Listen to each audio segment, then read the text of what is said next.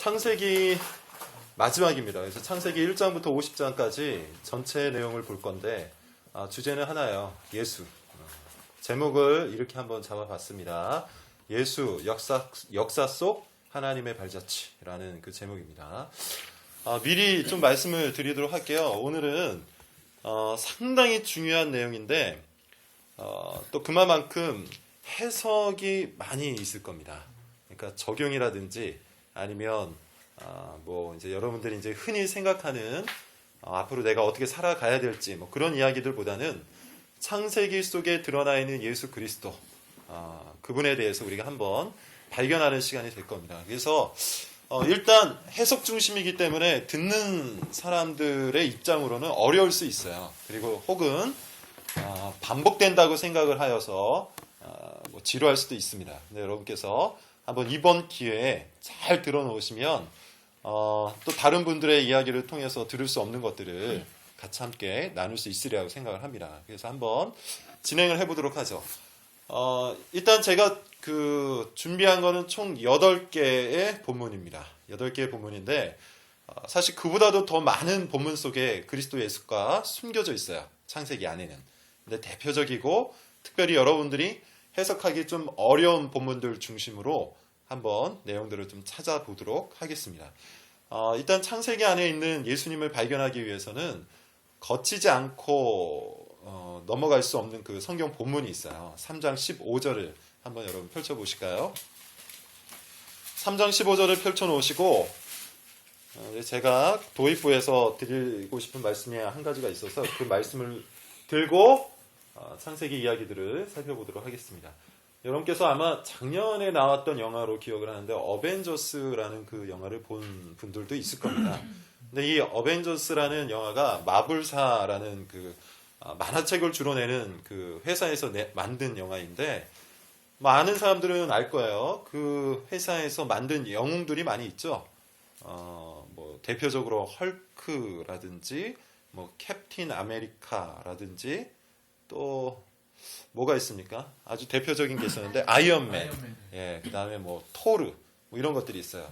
이런 각각의 영웅들 이야기를 가지고 영화도 다 만들어진 걸로 알고 있습니다. 근데 제가 인터뷰를 한번 읽었는데 놀랍게도 뭐 천둥의 신 토르, 인크레더블 헐크, 그다음에 아이언맨 뭐 이런 영화 캡틴 아메리카 뭐 이런 영화들을 만들 때 이미 마블사에서는 어벤져스를 만들 것을 염두에 두고 이 각각의 영화를 만들었다고 해요.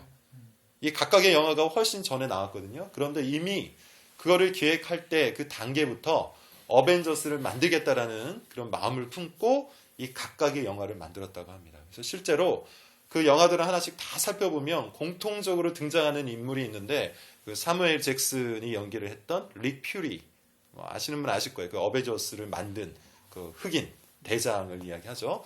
그 사람이 항상 등장을 해서 이렇게 그 사람을 그 영웅들을 이렇게 초청하는 장면들이 모든 영화에 이렇게 삽입되어 있습니다.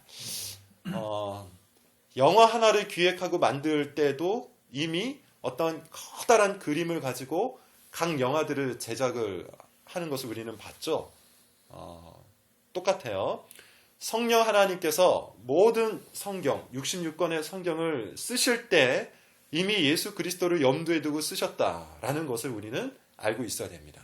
같은 맥락으로 그렇기 때문에 우리는 어떤 성경책을 펼쳐서 읽는다 할지라도 그 안에 계신 예수님을 발견할 수 있어요. 그리고 발견할 수 있어야 됩니다. 그 중에 대표적인 책이 창세기예요. 3장 15절을 펼쳐놓으셨죠. 우리 같이 한번 읽고 한번 진행을 해보도록 하겠습니다. 같이 읽습니다. 자, 시작. 내가 너로 여자와 원수가 되게 하고 너의 후손도 여자의 후손과 원수가 되게 하리니 여자의 후손은 내 머리를 상하게 될 것이요 너는 그의 발꿈치를 상하게 할 것이니라 하시고 신학자나 설교자들은 이 성경 구절을 뭐라고 얘기하냐면 모체 복음이라고 합니다. 혹은 원시 복음이라고도 하고 혹은 최초의 복음이라고도 합니다. 어떤 문맥 안에서 이 구절이 등장했는지 여러분 다 아실 거예요. 아담과 하와가 하나님께 불순종하고 범죄함으로 지금 하나님께서 등장인물 한 명 한 명을 불러다가 저주를 하고 있죠. 이 3장 15절을 보면 말하는 이는 누굽니까? 하나님이에요. 듣는 이는 누구죠? 뱀입니다. 뱀. 예. 지금 하나님께서 뱀에게 하고 계신 말씀인데 그 내용을 보면 두 가지가 등장을 하죠. 첫째, 여자와 뱀이 원수가 되고 그 다음에 여자의 후손과 뱀의 후손도 원수가 되는데 여자의 후손은 뱀의 머리를 부술 것이고 뱀의 후손은 여자의 후손의 발꿈치를 물게 될 것이다 라는 이야기입니다. 이것을 성경 전체에서 가장 먼저 등장하는 복음 메시지예요. 자, 설명을 좀 드리도록 하죠.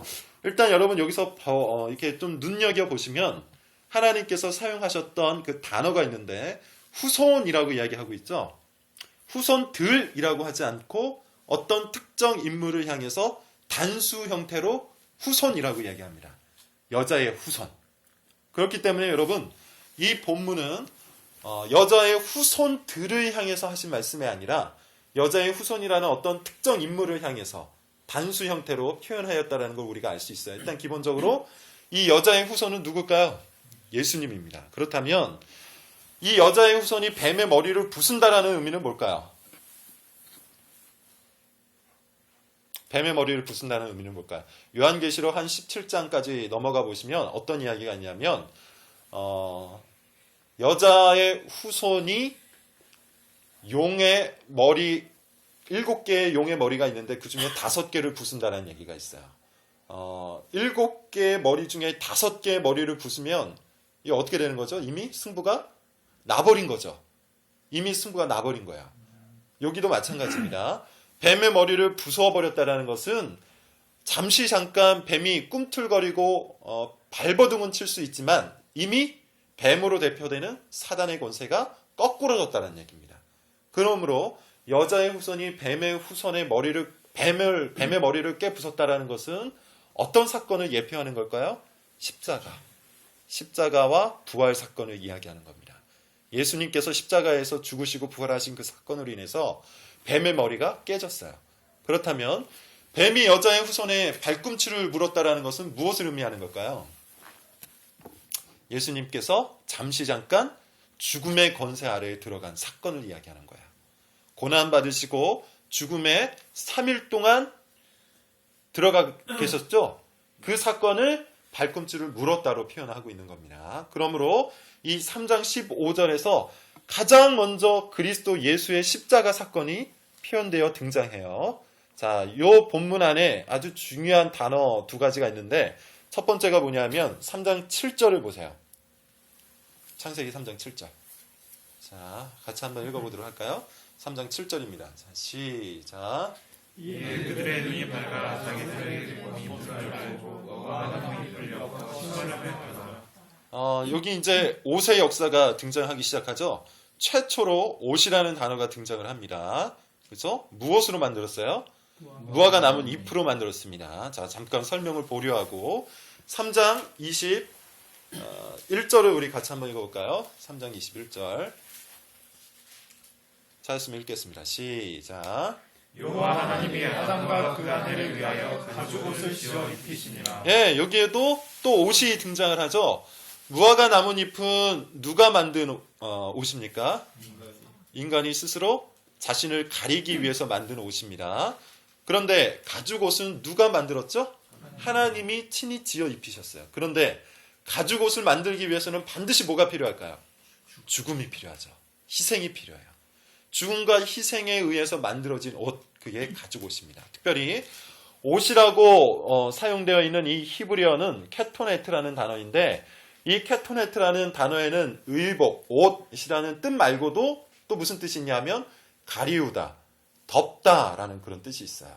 그리고 이 가리우다, 덥다라는 단어는 어디에 또 등장하냐 하면 언약궤가 있는데 나중에 여러분 이제 우리가 레이기나 이쪽에서 살펴볼 건데 지성소 안에 언약궤라는 게 있죠. 이게 그리스도를 드러내는 모형이에요. 근데 그 언약궤 위에 속죄소라는 게 덮여 있어요. 속죄소는 뭐냐면 죄를 사해주는 뚜껑이라는 뜻이에요. 소가 뚜껑 소자를 씁니다. 그것이 위에 덮어져 있어요. 그런데 이때 사용된 속죄라는 단어가 바로 케토네트라는 단어예요. 그러니까 무슨 소리죠? 이 가죽옷에 사용됐던 케토네트와 속죄를 뜻하는 이 속죄소, 그 뚜껑에 사용된 케토네트가 같은 단어라는 얘기예요. 그러니까 여기에서 이야기하는 가죽옷은 실질적으로 뭘 의미하는 겁니까? 우리의 죄를 가려주는 하나님의 의로움을 이야기하는 거예요. 그래서 여러분 성경 전체를 놓고 보면 옷이라는 단어가 단순 이미지로 표현되어 있는 것이 아니라 예수 그리스도의 십자가 사건으로 우리에게 옷 입혀지는 사건을 이 옷이라는 단어로 표현을 합니다. 자, 제가 그냥 혼자 하고 있는 말이 아니라 성경이 하고 있는 말이에요. 우리 한 번 더 찾아보도록 할게요. 로마서를 펼쳐볼까요? 로마서 13장 14절쯤인 것 같은데 로마서 13장 14절인 것 같아요. 한번 보세요. 한번 찾았으면 태연이가 한번 읽어주실래요?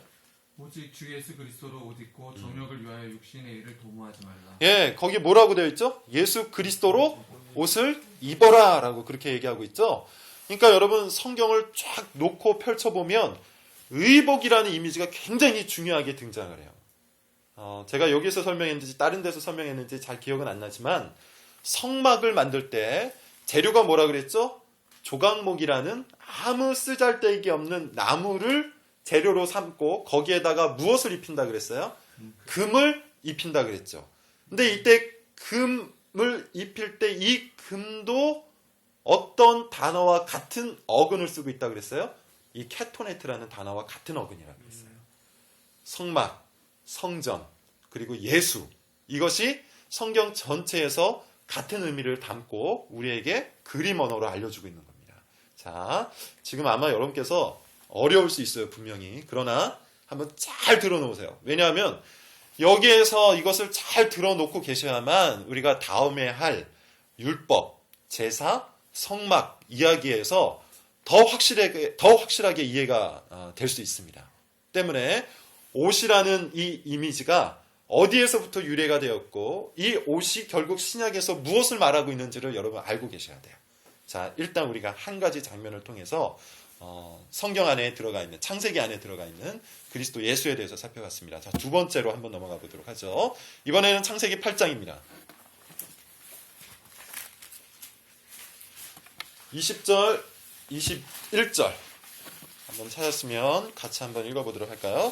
창세기 8장 20절, 21절입니다. 우리 같이 한번 읽어보도록 하죠. 자, 시작.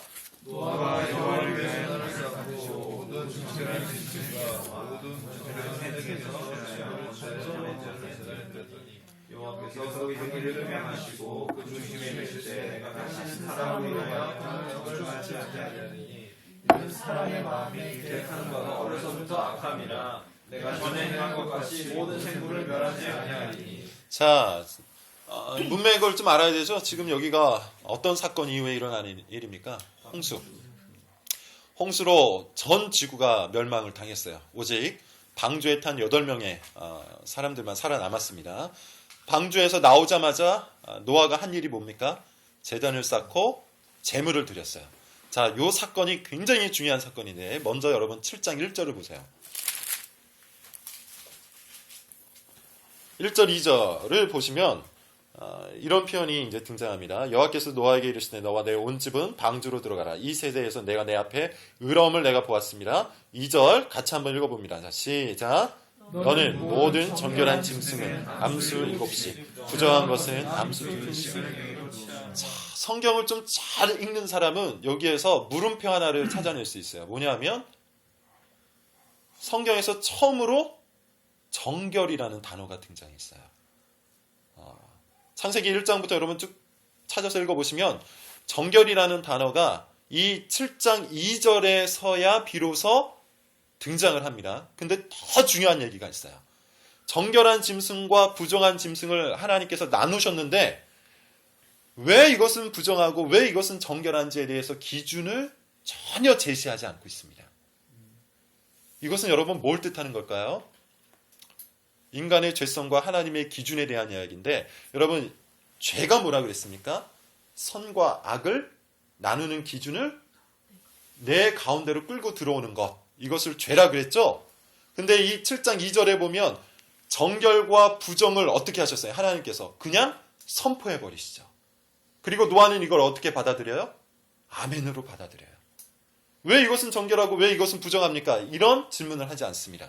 레위기도 보면요, 부정한 짐승과 정결한 그 짐승을 나눠놓고 있는데 왜 그것이 부정하고 왜 이것이 정결한지에 대한 이유가 전혀 없어요. 뭐 예를 들어서 돼지는 레위기에 의하면 부정한 짐승입니다. 이 발굽이 갈라져 있기 때문에 부정한 짐승이에요. 그런데 왜 돼지가 부정한 짐승인지에 대해서는 성경은 이야기해 놓지 않아요. 다만 하나님께서 그것을 부정하다고 했기 때문에 하나님을 믿는 자들은 그것을 부정으로 받아들입니다.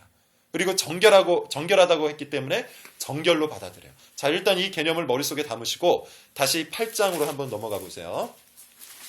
8장 20절을 보시면 왜 하나님께서 노아에게 짐승들을 방주에 실을 때 부정한 짐승, 정결한 짐승으로 나누어서 이야기하셨는지 8장 20절에 답이 나오고 있죠. 이유가 뭡니까? 이 정결한 짐승과 새를 가지고 뭘 하기 위해서?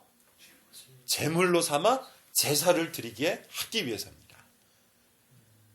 그러니까 처음으로 하나님께서 이것을 정결하다고 말씀하셨어요. 그리고 그 정결한 짐승과 새를 들고 제물 삼아 제사를 드리라고 이야기를 합니다. 자, 이거를 머릿속에 일단 담아두세요. 그 다음에 중요한 게 있어요. 21절을 보십시오.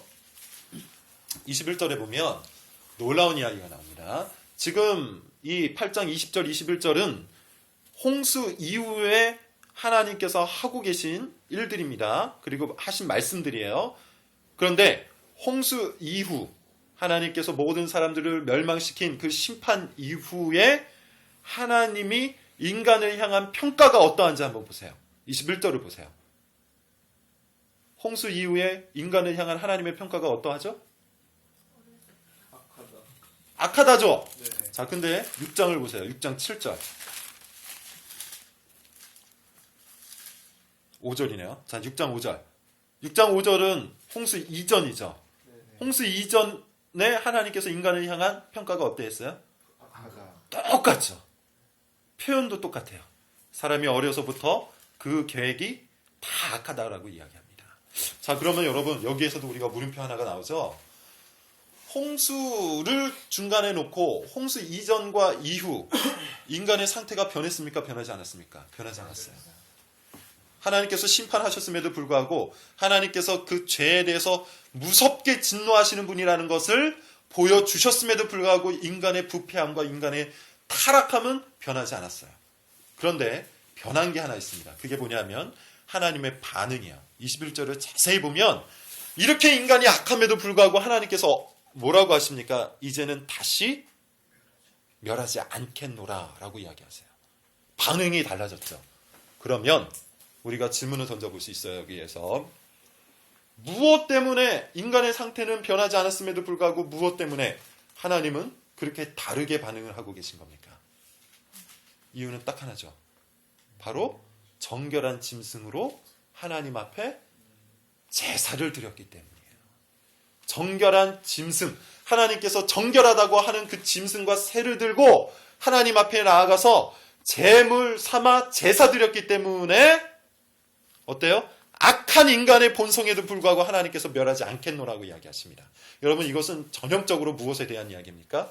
그리스도의 십자가에 대한 이야기예요. 예수님은 영원한 제물이 되어주셔서 단번에 자신을 하나님 앞에 제사드림으로 말미암아 우리를 속죄하셨죠? 그렇죠? 그렇기 때문에 우리는 여전히 악하고 여전히 죄인이지만 하나님께서 우리의 그 죄를 보지 아니하시고 우리를 위해서 죽으신 그리스도의 정결함을 보시고 우리도 의롭다고 말씀해 주시는 겁니다. 이 이야기가 노아 홍수 이야기 속에 포함되어 우리에게 전달되고 있는 거예요. 자, 여러분, 지금 이야기가 조금 어렵게 진행되고 있죠? 머리를 좀 돌려보세요. 중요한 이야기입니다. 한번 잘 생각해 보시고 무엇에 대한 이야기를 제가 하고 있는지 판단을 한번 잘 해보시기를 부탁을 드립니다. 정리해서 여러분 이 노아 사건과 그 재물에 대한 이야기를 정리해서 말씀을 좀 드려보도록 하죠. 요즘 그 시대를 종교다원주의라고 이야기합니다. 종교다원주의라는 의미가 여러분 뭡니까? 한마디로 이야기하면 구원은 모든 신에게서 나올 수 있다라는 거죠. 불교에도 구원이 있고 이슬람에도 구원이 있고 부속신앙에도 구원이 있고 심지어 신을 믿지 않아도 본인이 열심히 살면 구원을 받을 수 있다. 뭐 이런 거를 이야기하는 게 종교 다원주의입니다. 하나님은 사랑이기 때문에 결국에 어찌해서든지 간에 인간을 구원하신다. 이것이 종교 다원주의에서 이야기하는 겁니다. 여러분 잘 들어보세요. 하나님은 사랑이시죠? 여기서 쉽게 아멘 하시면 안 되는 건데 어찌됐든 간에 한번 진행을 해보도록 하죠. 하나님은 사랑이십니다. 그러나 하나님께서 가지고 계신 또 다른 속성 중에 하나가 뭐가 있죠? 공의. 이 두 가지 속성을 하나로 묶어서 거룩이라고 해요. 하나님은 거룩하신데 그 하나님의 거룩하심 속에는 공의와 사랑이 공존합니다. 그리고 이 공의와 사랑을 만족시키고 하나님의 그 거룩하심을 세상 사람 가운데 드러내기 위해서 하나님께서 택하신 방법은 유일한 거, 십자가밖에 없어요. 거기에 가장 정결한 자신의 독생자 아들을 내어 걸어 놓으셨어요. 그리고 이 예수 그리스도를 통해서만 구원받을 수 있다고 합니다. 그런데 오늘날 많은 종교에서 하나님은 사랑이라는 이 명제와 문장만을 들고 와서 뭐라고 얘기하냐면 굳이 예수님을 통하지 않고도 구원받을 수 있다고 이야기해요. 여러분 이건 굉장히 심각한 문제예요. 나중에 제가 좀 더 자세하게 말씀을 드리겠는데 하나님은 사랑이다. 맞습니다. 그러나 이 하나님은 사랑이다라는 문장과 반드시 그 옆에 같이 서야 될 문장이 하나님의 거룩함. 이 문장이 같이 서 있어야 돼요. 근데 이 하나님의 거룩하심과 하나님의 공의로움을 내던지고 무엇만 붙잡고 있어요? 사랑만 붙잡고 하나님의 구원을 해석해 나갈 때 종교 다원주의의 길이 열리는 거예요. 하나님은 정결한 자신의 아들 그리스도의 제사를 통해서만 우리를 구원하십니다. 이걸 머릿속에 잘 담고 계셔야 돼요. 나중에 설명을 드리도록 하겠습니다. 자, 12장으로 넘어가 보세요. 12장 10절부터 20절입니다. 10절부터 20절을 보면 어떤 사건이 여러분 기록이 되어 있냐면 아브라함이 기근을 만나서 애굽으로 가죠. 근데 거기에서 자기 아내 사레 때문에 목숨의 위협을 받을까봐 거짓말을 해요. 그리고 사레를 바로에게 뺏깁니다. 근데 하나님께서 나타나셔서 어찌 해가지고 아브라함과 사레가 애굽에서 큰 재물을 얻고 도로 나오는 이야기예요. 자, 이 얘기가 왜 삽입되어 있을까요? 도대체 이것은 무엇에 대한 이야기일까요? 이 12장 10절부터 20절까지는 여러분 전형적으로 무엇에 대한 모형이냐면 다음 주에 우리가 살펴볼 출애굽에 대한 모형입니다. 자, 여러분 한번 기억을 해보세요. 지금 아브라함의 가족들이 애굽에 왜 들어갑니까? 기근 때문에 들어가죠. 이 창세기 뒷부분에 보면 이스라엘 민족의 조상이 되는 야곱과 그 12 아들이 애굽에 왜 들어가서 정착하게 되죠? 기근 때문에 들어가서 정착하게 되죠. 그렇죠? 그 다음에 아브라함도 애굽에 들어갔을 때 바로에 의해서 후대를 받죠. 뭐라고 써있냐면 이렇게 써있습니다. 16절 이에 바로가 그로 말미암아 아브라함을 후대함으로. 그리고 야곱의 이야기로 살펴보면 야곱 역시도 요셉 때문에 바로의 후대를 받고 애굽으로 입성하게 됩니다.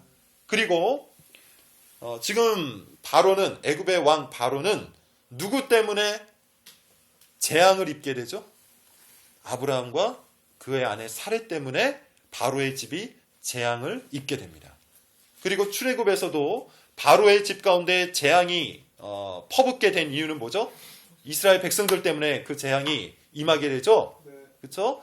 그 다음에 여기도 보면 아브라함과 그의 가족들이 바로가 준 큰 재물을 끌고 도로 나오죠. 나중에 출애굽의 이야기도 살펴보면 애굽 사람들이 준 재물을 가지고 이스라엘 백성들이 나오게 됩니다. 자, 15장을 보세요.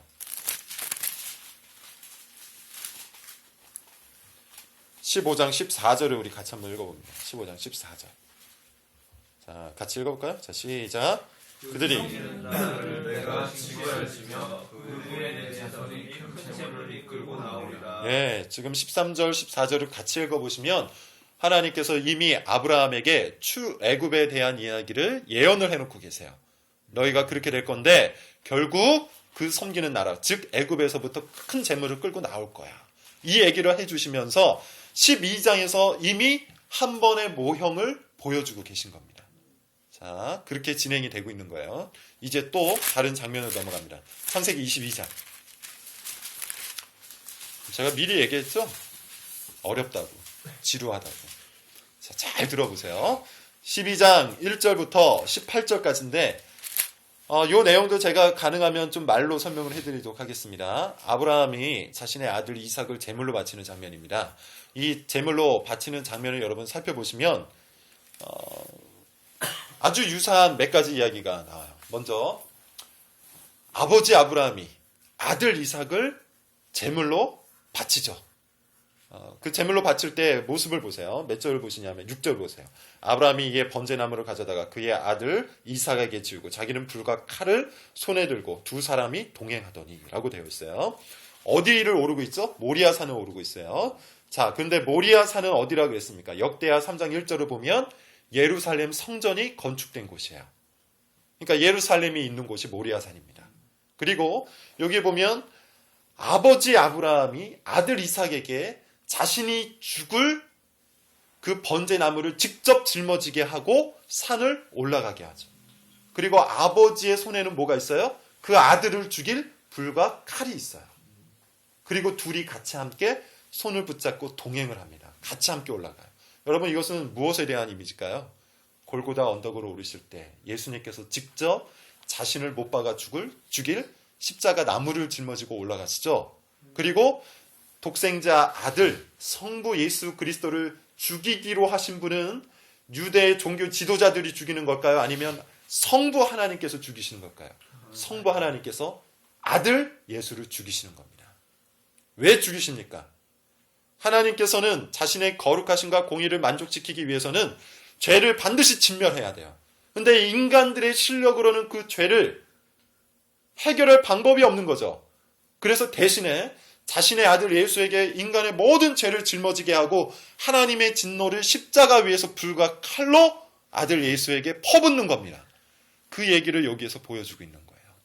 자, 결정적 장면을 한번 결정적 이야기를 한번 보도록 하겠습니다.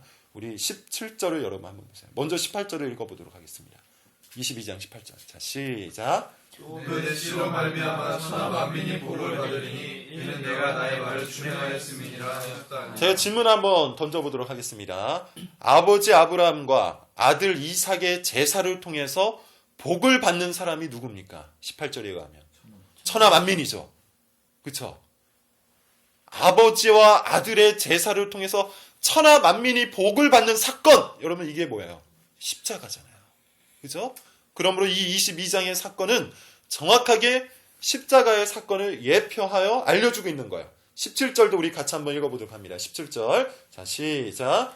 내가 네게 큰 복을 주고 내 씨가 크게 번성하여 하늘의 별과 같고 바닷가의 모여 같게 하리니 내 씨가 그 대적의 성문을 차지하리라. 자, 여기서 내 씨가 그 대적의 성문을 차지하리라 라는 그 표현이 있는데 씨라는 이 히브리어는 제라라는 단어입니다. 이 제라라는 단어는 뭘로도 번역되냐면 후손, 자손이라는 표현으로도 번역이 돼요. 그러니까 내 씨, 내 후손, 내 자손이 대적의 성문을 취하게 될 거래요. 성문은요, 여러분 고대 사회에서 가장 중요한 위치를 차지합니다. 그러니까 쉽게 얘기하면 전쟁이 일어났을 때 성문을 빼앗기면 어떻게 되는 걸까요? 그 마을 전체를 빼앗기는 것과 다름이 없어요.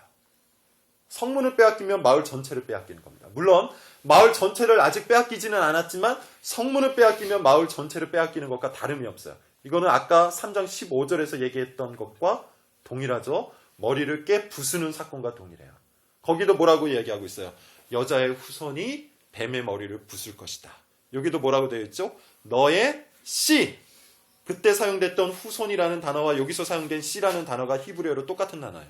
제라라는 단어예요. 그러니까 너의 후손, 너의 씨가 뱀의 머리를 부술 것이다. 대적의 성문을 취할 것이다. 같은 의미입니다. 자, 요거랑 똑같은 표현이 24장 60절에도 있어요. 한번 읽어봅시다. 찾았으면 한번 읽어볼까요? 자, 시작. 리브가에게 축복하여 이르되 우리 누이여 너는 천만인의 어머니가 될지어다. 내 씨로 그 원수의 성문을 얻게 될지어다. 똑같은 표현이 있죠? 자, 근데 여러분, 이제 이 설명이 중요해요. 문맥적인 설명이 중요한데, 이 창세기 24장은 결혼하지 않은 청춘 남녀들이 굉장히 좋아하는 그 장입니다. 왜냐하면 이삭과 리브가가 만나는 장면이거든요. 그래서 이걸 가지고서 많은 사람들이 연애 매뉴얼로 활용하는 경우가 있는데, 사실은 전혀 그런 의미가 담겨 있지 않아요. 이거는 실질적으로 하나님께서 하나님의 구속의 역사를 진행하시는 가운데 일어났던 어떤 특별한 이야기를 담기 위해서 놓은 에피소드입니다. 그거를 한번 보도록 하죠. 24장.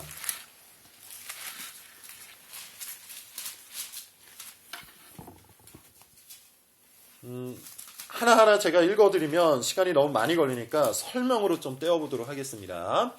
아브라함이 이제 때가 돼서 이삭을 결혼을 시키려고 그래요. 그래서 늙은 종 엘리에셀을 불러서 야, 네가 좀 우리 아들의 아내를 좀 어디서 좀 데려와라. 며느리 좀 데려와라. 그렇게 얘기하는데 말도 안 되는 조건을 내걸기 시작합니다. 첫 번째 조건이 뭐냐면 이 가나안의 여자들은 도저히 우리 아들의 며느리로 삼을 수가 없다. 아내로 삼을 수가 없다. 그렇게 이야기하고서 내 고향으로 가서 데려와라. 그래서 메소포타미아로 보냅니다. 근데 가나안과 메소포타미아까지의 거리가 640km예요. 640km, 감이 잘 안 오시죠? 서울에서 부산까지 430km입니다. 그러니까 640km라는 거리가 엄청나다는 걸 알 수 있는데, 왜냐하면 고대에는 교통편이 그리고 길이 아주 안 좋았기 때문이에요. 그러니까 한도 끝도 없이 걸어가야 되는 길입니다. 그리고 더 말도 안 되는 조건을 내어거는데 이렇게 이야기를 해요. 가서 네가 봐가지고 이 사람이 아내감이다 싶으면 그냥 데리고 오라고 얘기합니다. 근데 여러분 한번 상식적으로 생각을 해보세요. 그 여자의 입장으로 한번 생각해 보세요. 어느 날 저 먼 곳에 있는 어떤 늙은 사람이 와가지고 우리 주인이 당신을 며느리 삼기 원합니다. 같이 갑시다. 한다고 갈 사람이 있을까요? 혹은 보내줄 집안이 있을까요? 이게 말이 안 되니까 엘리에셀도 이렇게 얘기합니다. 6절에 보시면 5절 6절이에요. 제가 읽어보도록 할게요. 종이 이르되 여자가 나를 따라 이 땅으로 오려고 하지 아니하거든 내가 주인의 아들을 주인이 나오신 땅으로 인도하여 돌아가리이까. 이 말은 뭐냐면 아이고 주인님, 상식적으로 이게 말이 됩니까? 그냥 이삭 주인님의 아들을 데려다가 보여주고 같이 데리고 오는 게 맞지 않습니까? 이렇게 얘기하는 거예요. 그랬더니만 아브라함이 뭐냐면 그러지 말랍니다. 6절에 봤더니 어찌됐든 간에 그 여자를 데리고 오래요. 그러니까 이 여자는 이삭의 얼굴을 한번 보지 못하고 그냥 무조건 따라 나와야 되는 거예요. 자, 그런데 어찌해서 메소포타미아까지 갔어요. 나홀의 성이라고 표현되어 있습니다. 거기에 갔는데 이 엘리에셀도 이제 이상한 조건을 내어걸어요. 뭐라고 얘기하냐면 하나님, 제가 지금 주인의 아들의 아내, 그 며느리를 찾고 있는데 만약에 이런 사람이 있다면 그 사람을 하나님께서 보내신 여인으로 알겠습니다. 그렇게 얘기하는데 조건이 이거예요. 첫째는 우물가에 어떤 여인이 와서 나에게 물을 주는 사람이고, 둘째는 나에게 물을 줄 뿐만 아니라 낙타 10마리에게도 물을 먹이는 사람이어야 합니다. 이렇게 얘기합니다. 근데 여러분 별거 아닌 표현 같죠? 근데 이 낙타 10마리가 먹어야 되는 물이 1톤 정도예요. 여러분 그 낙타는 여러분 잘 아시는 것처럼 한 번 물을 죽이는 그런 동물이 아니라 한 번 물을 먹을 때 그 뒤에 혹에 물을 다 저장하는 동물이죠. 한 번 먹을 때 어마어마하게 먹어요. 그러니까 어떤 여인이 낯선 이를 이렇게 보고서 먼저 다가서는 것 자체도 말이 안 되죠. 여인이 남자에게 다가서는 것. 이거는 고대사에서는 있을 수 없는 얘기입니다. 그런데 어떤 여인이 물을 준다. 그것까지는 있을 수 있어요. 그런데 낙타 10마리에게까지 물을 먹이는 여인은 있을 수 없습니다. 제가 지금 뭘 말하고자 하냐면 이 이삭과 리브가라는 여인은 절대 만날 수 없는 조건 속에 있는 여인이에요. 내다 걸은 그 조건들이 둘이 만날 수 없는 그 조건과 환경 속에 있는 두 사람인데 놀랍게도 여러분 눈으로만 보세요. 21절을 보세요. 24장 21절 여호와께서 과연 평탄한 길을 주신 여부를 알고자 하더니 평탄한 길. 자 42절을 보세요.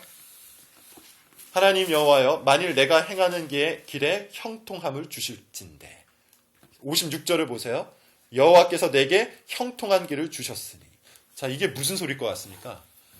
불가능한 조건 속에 있는 이 모든 여정인데 어떻게 됐어요? 형통한 길을 하나님께서 주셨대요. 정리하면 여러분 이거예요. 절대로 만날 수 없는 두 사람이 있는데 하나님에 의해서 두 사람이 만나는 겁니다. 여러분 이 사건이 무엇에 대한 이야기일까요? 하나님과 우리는 절대로 만날 수 없죠. 하나님은 거룩에 속하신 분이고 우리는 더러움에 속한 사람입니다. 하나님과 우리 사이에는 건널 수 없는 어마어마한 구덩이가 있어요. 간격이 있어요. 우리는 하나님과 만날 수 없는 존재입니다. 그러나 하나님께서 우리에게 형통한 길, 평탄한 길을 주셔서 하나님과 우리가 만나게 되는 사건이에요.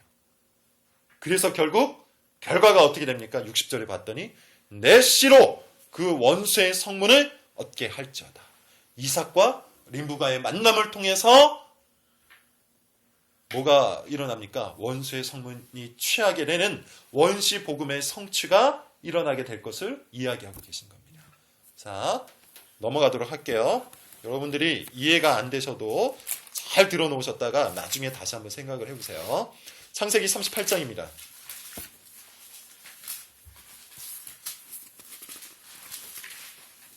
처음 들으신 분들은 분명히 어려울 수 있어요. 그러나 한 번 듣고 두 번 듣고 세 번 듣고 네 번 듣다 보면 머릿속에 확연하게 다가옵니다. 그리고 이것이 얼마나 중요한지 분명히 깨닫게 돼요. 자, 38장 내용은 이거죠.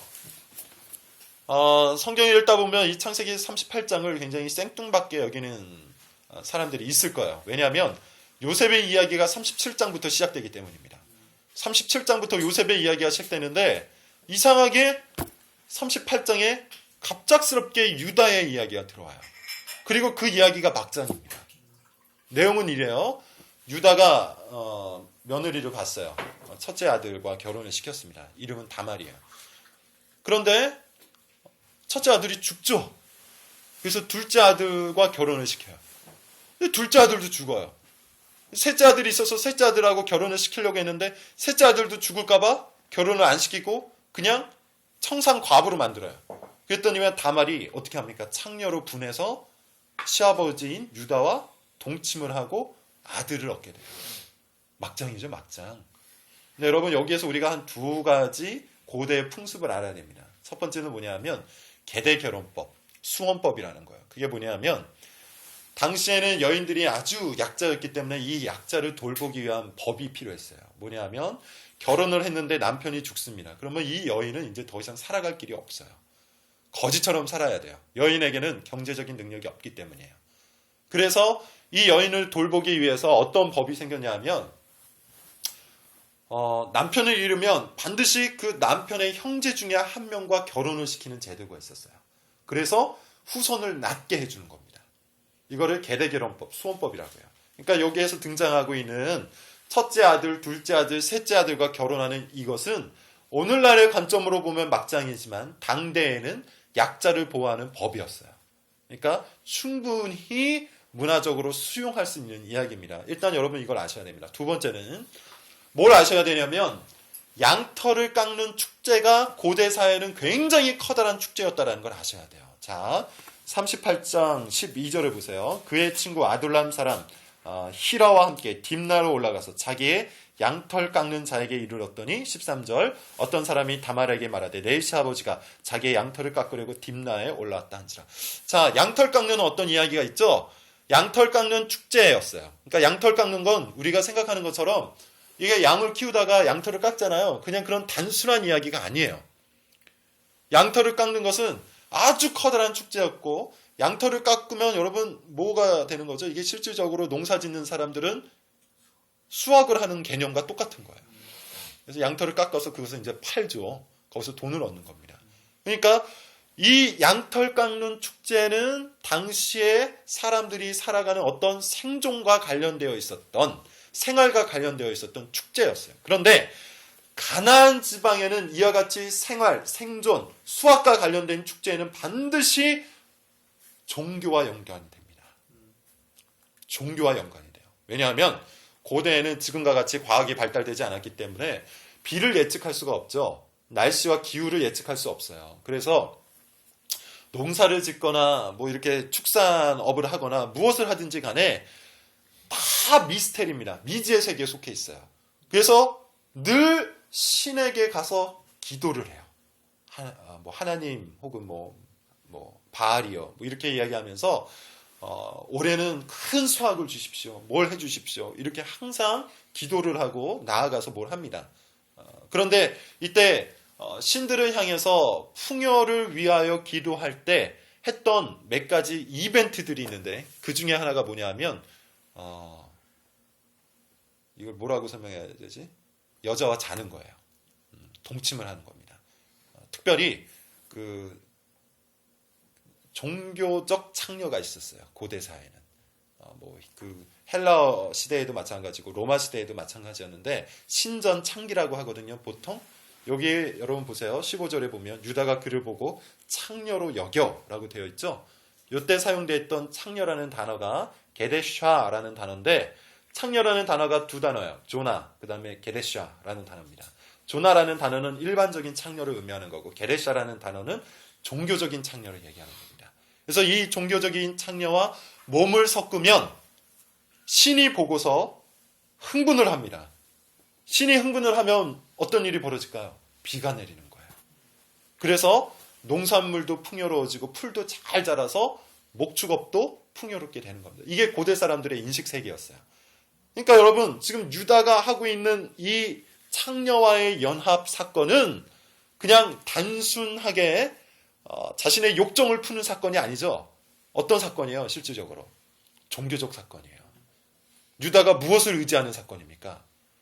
하나님이 아니라 가나안의 신을 의지하는 사건이에요. 가나안의 신을 의지하는 사건이에요. 여러분 우리가 잘 아는 것처럼 아브라함, 이삭, 야곱의 하나님께서 계속해서 그 가족을 이끌고 오시는 것을 모든 사람들이 보았을 거란 말이에요. 야곱의 12아들도 분명히 그것을 알고 있었을 거란 말입니다. 그럼에도 불구하고 유다는 하나님을 의지하기보다는 누구를 의지하는 겁니까? 가나안의 신을 의지하고 있는 거예요. 그게 바로 이 종교 창녀와 몸을 섞는 사건으로 드러나고 있는 겁니다. 자, 그러면 여러분 이 38장의 이야기는 결국 무엇에 대한 이야기일까요? 아브라함도 그렇고요. 이삭도 그렇고요. 야곱도 그렇고 이 38장에 등장하는 유다도 그렇고 하나님 앞에서 하나님의 구원 사역에 사용받을 만한 조건이 있는 인물들이었습니까? 아니면 형편없는 인물들이었습니까? 형편없는 인물들이었어요. 형편없는 인물들이었음에도 불구하고 이 유다를 통해서 하나님께서 누구를 만들어내세요? 예수 그리스도를 만들어내세요. 근데 이 유다와 다말 사건의 주인공이 실질적으로 누굴까요? 유다가 아니라 다말입니다. 다말은 예수 그리스도의 어떤 하나의 모형으로 등장해요. 뭐냐 하면 다말이 유다의 씨, 그러니까 하나님께서 만드시기를 원하시는 그 구속 역사 속에 진행되는 구속의 그 자손들, 여자의 후손을 만들어내기 위해서 유다가 한 건 하나도 없죠. 여기 보면 누가 일을 합니까? 다말이 일을 해요. 어떻게 일을 합니까? 창녀로 자기 자신을 낮춤을 통하여 이거를 비하라고 표현하거든요. 신학적 용어로. 자기 자신을 비하함을 통하여 하나님의 구속의 역사를 이어가고 있는 겁니다. 예수님께서 십자가를 이루실 때 어떻게 하셨죠? 그는 본체 하나님과 동등하시나 그 하나님과 동등함을 취하지 아니하시고 종의 형체를 갖추어 이 땅에 오셨죠. 이거를 그리스도의 자기 비하라고 그래요.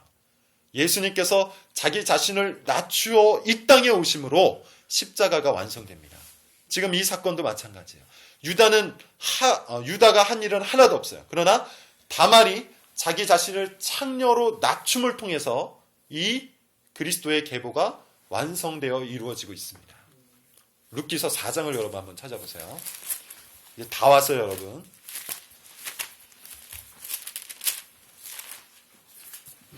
룻기 4장 18절 그리고 창세기 38장 손으로 여러분 이렇게 두 개를 같이 받쳐놓으세요. 38장 29절을 보세요. 먼저 룻기를 볼 때 4장 18절을 보니 이런 표현이 등장합니다. 베레스의 계보는 이러하니라 라고 이야기하고 이 베레스의 계보가 무엇으로 끝나죠? 22절을 봤더니 다윗으로 끝나죠. 뭘로 끝난다고? 다윗으로 끝나죠. 이 베레스의 계보가 다윗으로 끝나요. 근데 여러분, 이 베레스라는 인물이 누군지 보셔야 됩니다. 38장으로 다시 넘어가 보세요. 창세기 38장. 29절. 창세기 38장 29절을 봤더니 누가 등장하죠? 베레스가 등장하죠. 찾으셨어요? 네. 베레스가 등장하죠. 이 베레스는 누구의 아들입니까? 유다와 다말의 아들이에요. 자, 이해가 되십니까? 지금 어떻게 연결되고 있는지? 절대로 그리스도의 계보를 이어갈 수 없는 그 형편없는 조건을 가진 유다. 그러나 다말이 자기 자신을 낮춤을 통하여 유다와 다말이 연합하였고, 이 둘을 통해 베레스가 나왔고, 베레스를 통해 누가 나와요? 다윗이 나오죠. 그리고 마태복음 1장을 보면 다윗을 통해서 누가 나옵니까? 예수님까지 이르는 거예요. 이렇게 창세기의 이야기가 그리스도께로 연결되어 가고 있는 겁니다. 자, 마지막으로 50장 창세기 20절 50장 20절. 여러분들은 지금 굉장히 어려운 작업을 하고 있는 겁니다. 왜냐하면 보통 지금 이 8가지를 지금 설명하고 있잖아요. 이 8가지 하나하나를 제가 이제 교회에서 설교할 때는 한 설교당 하나씩 했어요. 그러니까 지금 실질적으로 여러분께서는 8개의 설교를 한꺼번에 듣고 있는 거기 때문에 어려운 게 당연한 거예요. 우리는 시간이 부족하니까, 그리고 우리가 하고 있는 그 방법론에 따라서 이렇게 할 수밖에 없으니까 여러분 양해를 좀 부탁드립니다. 자, 50장 20절을 읽어보도록 할게요. 자, 시작. 당신들을 잘하였으나 하나님이 그것을 선으로 바꾸사 오늘과 같이 많은 백성의 생명을 구원하게 하시려니와. 창세기 37장부터 50장까지는 요셉 이야기인데, 요셉 이야기를 많은 사람들이 뭘로 해석하냐 하면 꿈을 가진 청년, 비전을 가진 청년으로 해석을 합니다. 그래서 꿈과 비전이 결국 고난 속에서 국무총리까지 만들어냈다. 뭐 이렇게 이제 해석을 해버립니다. 네, 여러분, 그런 의미가 있을까요? 없을까요? 죄송하게도 여기에는 그런 의미가 사실 없어요. 실질적으로 요셉 이야기는 아주 완벽하게 예수 그리스도의 모형입니다. 예를 들어 이런 거죠. 요셉이 누구에 의해서 팔리게 되죠? 형제에 의해서 팔리게 됩니다. 12명의 형제 중에 의해서 팔리게 되죠. 예수님께서 누구에 의해서 팔리게 되죠? 12제자 중에 한 명에 의해서 팔리게 되죠. 요셉이 은 몇 개에 팔리게 되죠? 은 20냥에 팔리게 되고, 태연아 자신 있게 대답하지 말기. 예수님은 은 몇 개에 팔리게 되죠? 30개에 팔리게 됩니다. 그렇죠? 그 다음에 요셉은 아무런 이유 없이 억울하게 종이 되었다가 죄수가 되죠. 원래는 요셉은 장자였어요. 원래 장자는 아닌데 장자처럼 취급을 받았죠. 채색 옷을 입었다 그랬어요. 장자처럼 취급을 받는 장자의 신분에서 노예의 신분으로, 거기서 또 떨어지죠. 죄수의 신분으로. 예수님도 마찬가지입니다. 하나님의 독생자 아들의 신분에서 스스로 종의 형체로 내려오셨다가 결국 죄수가 되어 십자가에서 죽으십니다. 그렇죠? 정확하게 그 사건 라인이 일치를 하고 있습니다. 그런데 그런 요셉의 고난을 통해서 누가 구원을 받습니까? 야곱의 가족들이 구원을 받아요. 그러니까 이스라엘이 구원을 받습니다. 그죠? 예수 그리스도께서 고난 받으시고 십자가의 죽으심을 통해서 누가 구원을 받습니까? 영적 이스라엘, 즉 교회가 구원을 받게 되는 거예요. 그 이야기가 50장 20절에 이렇게 정리가 되고 있죠. 당신들은 나를 해하려 하였으나 하나님은 그것을 선으로 바꾸사 오늘과 같이 많은 백성의 생명을 구원하게 하시려 하셨나니, 그렇게 이야기합니다. 사람들이 예수 그리스도를 잡아 죽이려고 그토록 노력했지만 오히려 그들의 해함이 무엇을 이루었어요? 그리스도를 통해서 많은 사람들을 구원하는 구속의 역사를 이루었다는 얘기예요.